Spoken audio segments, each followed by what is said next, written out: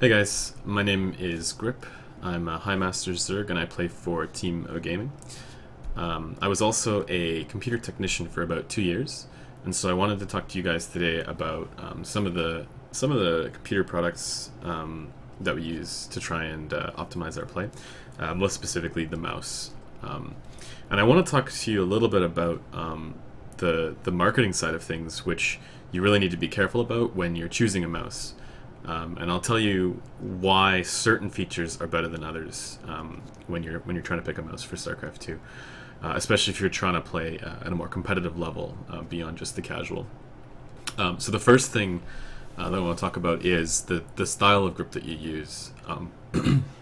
There's a bunch of different styles, and most people actually, when they first hold a mouse, they'll just kind of put their hand on it and they'll use it however, whatever they think makes sense, and they'll do that.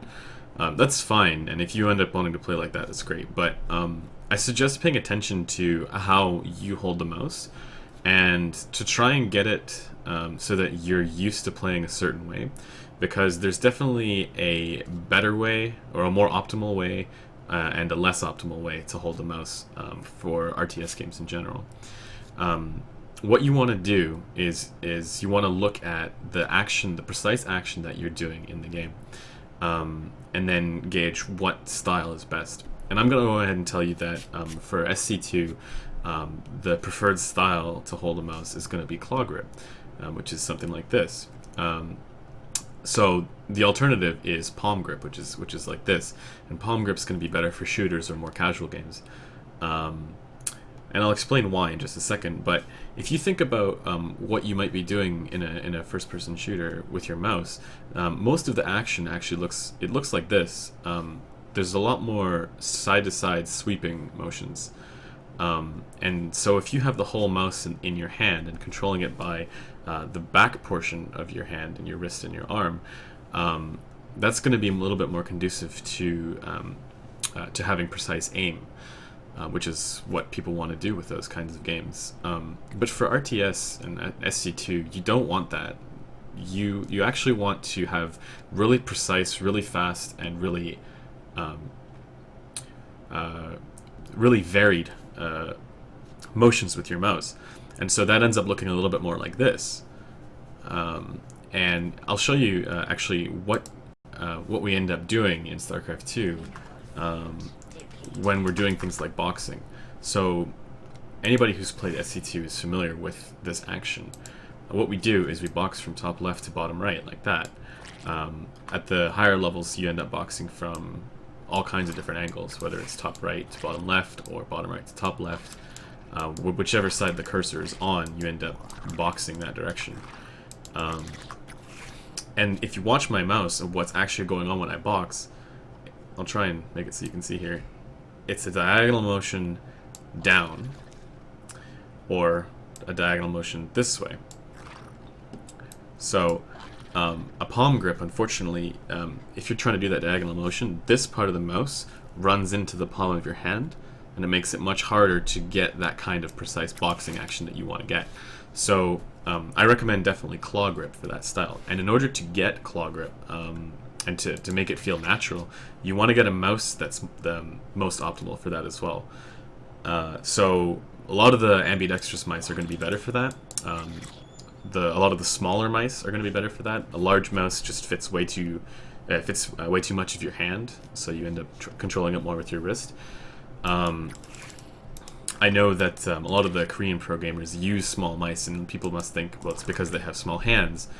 And that's probably true to some extent, but it's also because they want to be able to do claw grip really well, and they want to be able to throw the mouse around with that kind of motion a lot faster. So that's the first thing that you want to watch for is the style of grip that you're using. The second thing, which might even be more important, is the sensor that you use. You want a sensor that is really, really accurate, of course, but you also want to make sure that it doesn't have any prediction or anything like that. Unfortunately, a lot of the sensors that you'll find in mice from Razer and SteelSeries and most of the larger companies will have some prediction, even if they don't advertise it as such. And this is something that became apparent to me working in the tech industry really early on. And the reason for this is because if you think about like a Razer Taipan, for example, one of the really unfortunate selling features of it is that it has 8200 DPI or whatever, and you'll see this on boxes, you'll see this on, you know, online ads, as if the DPI somehow makes a difference, as if the you know, the higher it is, the better. But that's obviously not the case.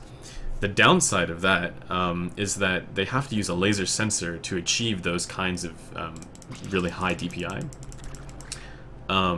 And that means that you're not going to get as precise a sensor, because it's going to have a little bit of prediction in it, even if they don't advertise it like that, because they can't, with a laser sensor, they can't have it completely free of prediction. So that's why I recommend something with an optical sensor. And certainly an optical sensor that's been tested.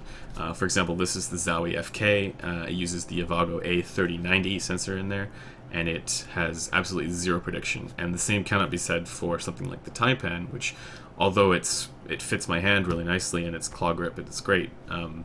It's a laser. It's actually a dual sensor system, which you see every mouse like riddled with these days.